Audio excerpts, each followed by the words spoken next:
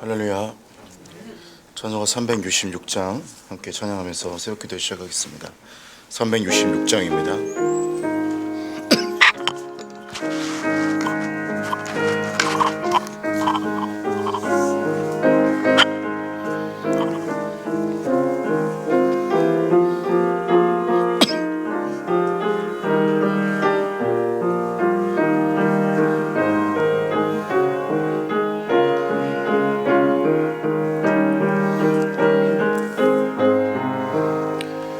어두운 내 눈 밝히사 진리를 보게 하소서. 진리의 열쇠 내게 주사 참빛을 찾게 하소서. 기쁘신 뜻을 알고자 엎드려 기다리오니 내 눈을 뜨게 하소서. 성령이여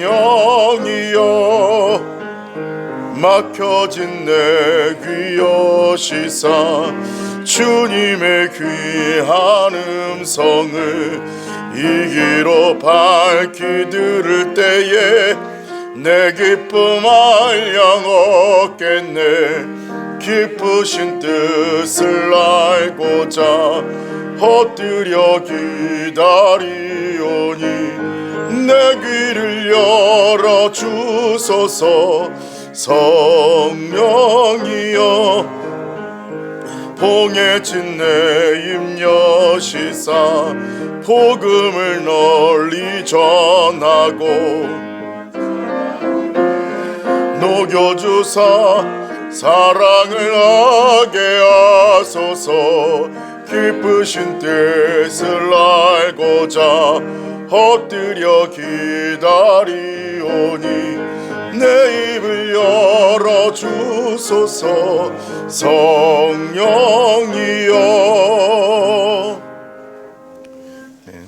365장 박수며 찬양하겠습니다. 365장입니다. 마음속에 근심 있는 사람 주 예수 앞에 슬픈 마음 있을 때에라도 주 예수 앞에 달려라. 주리의 친구니 무엇이나 근심하지 말고 주 예수께 아뢰라. 눈물 나며 기쁜 한숨 쉴 때 주 예수 앞에 달려라. 은밀한 죄 내게 있더라도 주 예수께 아뢰라. 주 예수 앞에 달려라. 주리의 친구니 무엇이나 근심하지 말고 주 예수께 아뢰라.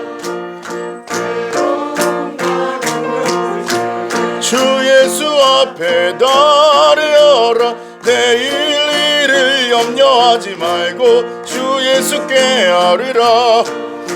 주 예수 앞에 달려라. 무엇이나 근심하지 말고 주 예수께 아뢰라. 죽음 앞에 겁을 내는 자여 주 예수 앞에 나라 바라보는 자여 주 예수께 아뢰라. 주 예수 앞에 달려라.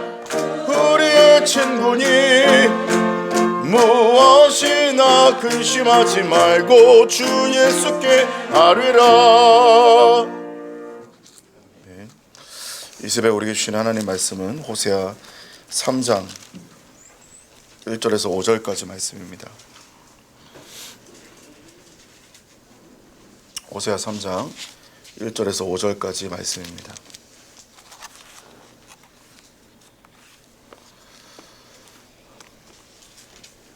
한 절씩 교독하시겠습니다. 여호와께서 내게 이르시되 이스라엘 자손이 다른 신을 섬기고 건포도 과자를 즐길지라도 여호와가 그들을 사랑하나니 너는 또 가서 타인의 사랑을 받아 음녀가 된 그 여자를 사랑하라 하시기로.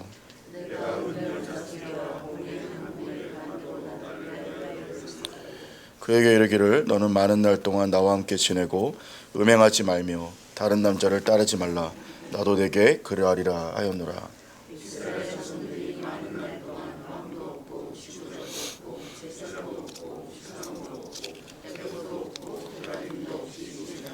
그 후에 이스라엘 자손이 돌아와서 그들의 하나님 여호와와 그들의 왕 다윗을 찾고 마지막 날에는 여호와를 경외하고 여호와 그의 은총으로 나아가리라.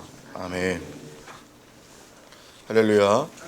이 시간 예배 자리에 나와서 그리고 방송을 통해 기도의 자리를 지키시는 모든 성도님들에게 하나님의 크신 은혜와 평강이 함께 하시기를 주님의 이름으로 축원합니다.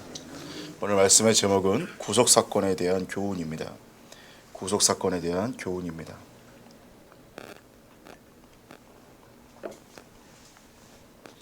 오늘 우리는 호세아 말씀을 계속 보고 있습니다.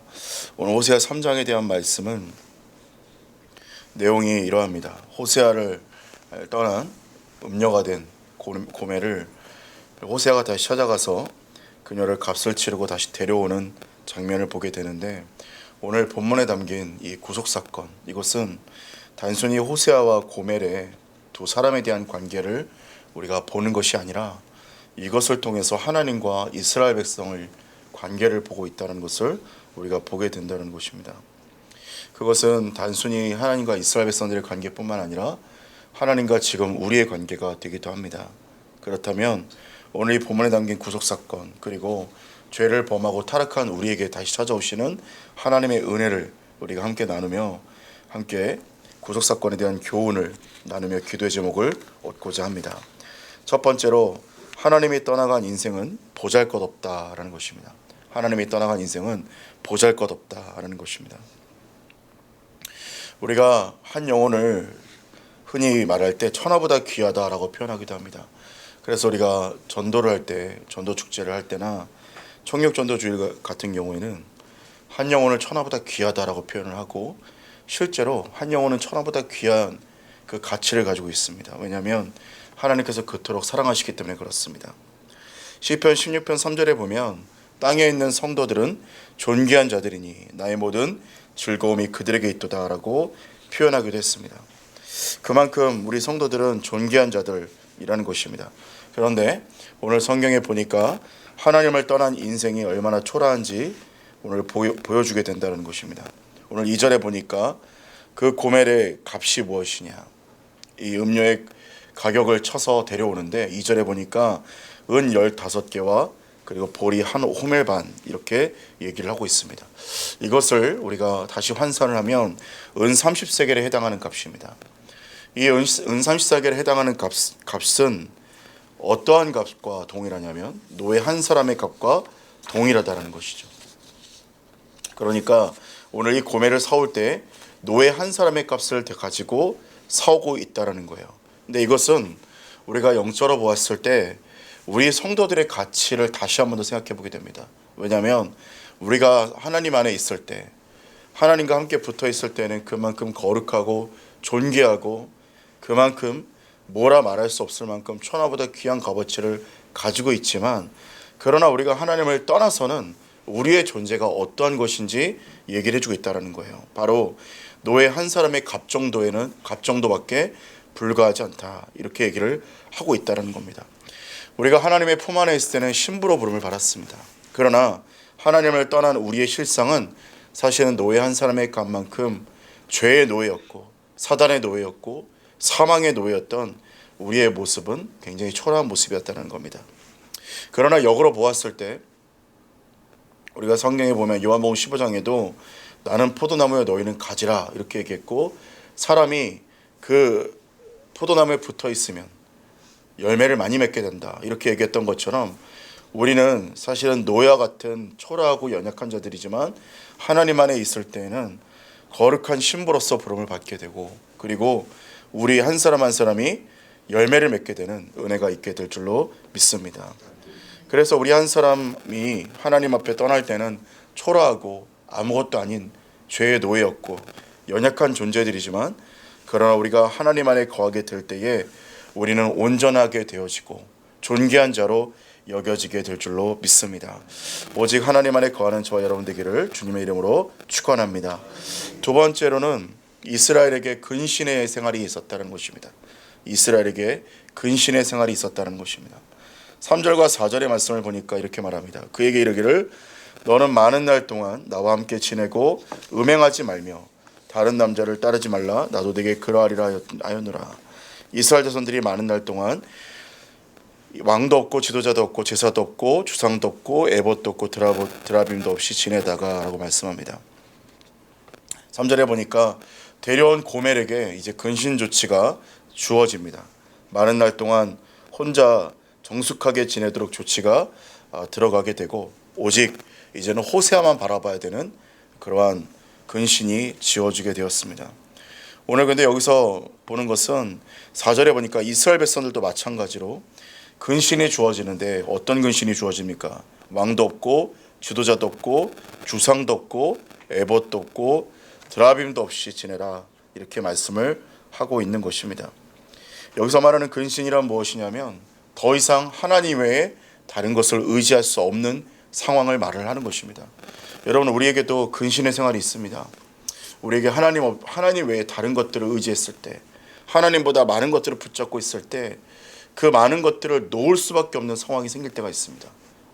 내가 돈을 의지했었는데 그 돈을 놓을 때가 있고 건강을 의지했는데 건강을 놓을 때가 있고 사람을 의지했는데 그 사람이 나를 배신할 때가 있다는 거예요. 그러면 그때 우리는 어떤 생각이 들게 되냐면 이제 다른 것을 믿을 수가 없으니 마지막에 인간이 본능적으로 영적인 본능으로 붙잡는 것이 무엇이냐면 하나님을 붙잡게 된다는 겁니다. 여러분 우리가 이러한 경험들이 다 있었을 겁니다. 내가 다른 것들을 의지할 때는 내가 힘 있는 줄 알고 내가 이것만 붙잡으면 내가 형통할 줄 알고 붙잡았는데 알고 보았더니 그것들이 나를 어떻게 해주는 것이 아니라 하나님밖에 없다라는 그 지경까지 다른 것들을 붙잡을 수 없어서 하나님밖에 붙잡을 수 없는 순간까지 오게 된다는 것입니다. 오늘 이스라엘 백성들도 마찬가지로 남유다에게는 70년의 바벨론 기간이 포로 기간이 있었습니다. 그래서 바벨론 포로로 70년 동안 있는 동안 이들은 지극하게 회개하게 되고 하나님 앞에 영적으로 회복하게 되고 하나님밖에 없다고 다시 한번 더 고백하는 그 시간이 있었게 됐고요.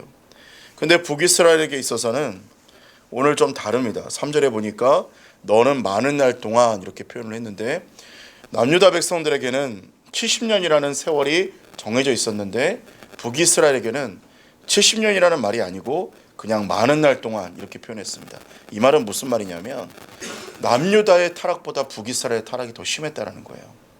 70년 정도가 아니라 그만큼 타락이 심했기 때문에 근신의 기간도 길었다는 거예요.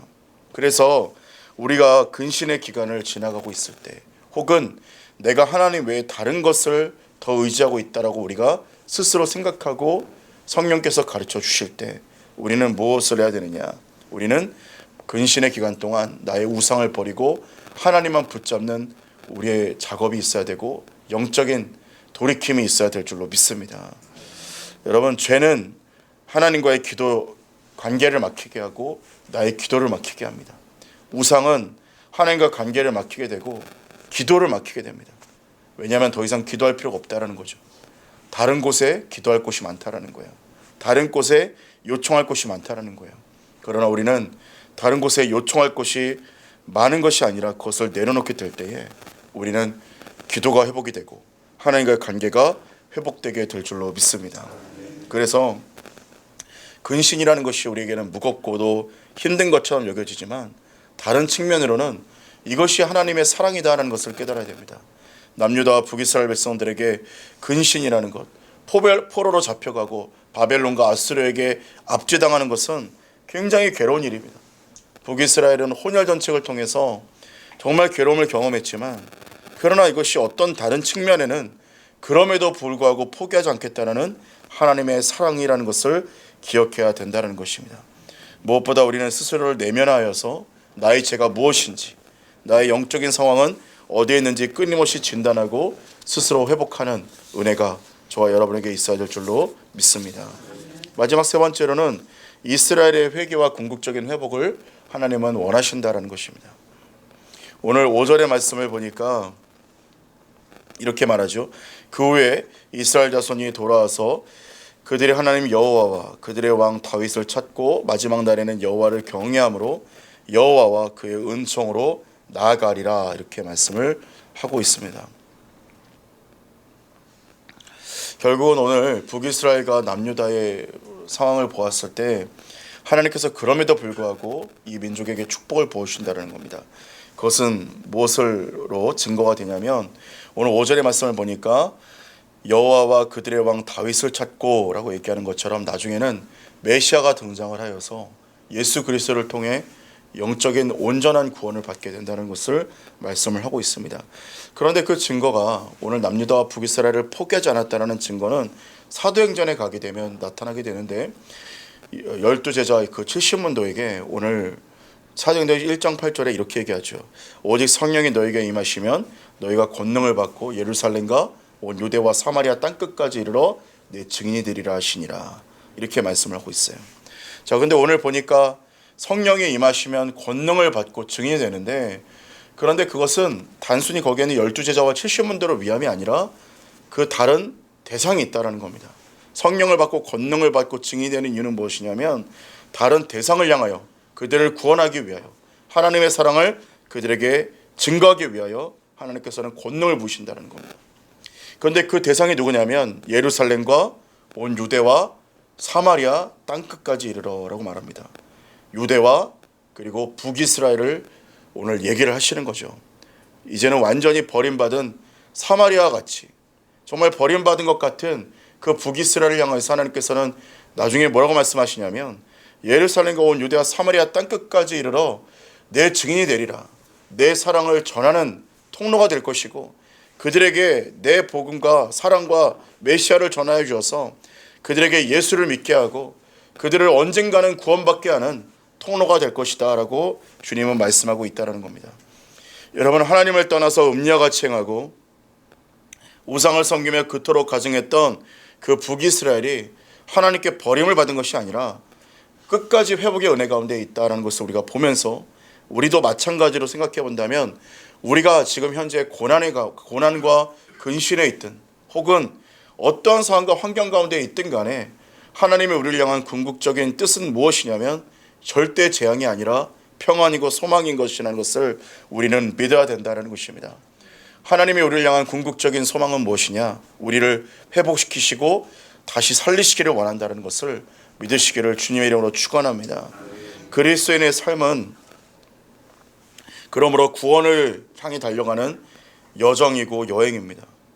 우리의 삶은 절대로 절망을 향해서 망하는 인생이 아니라 우리는 소망을 향해서 승리해 나가는 인생이라는 것이죠.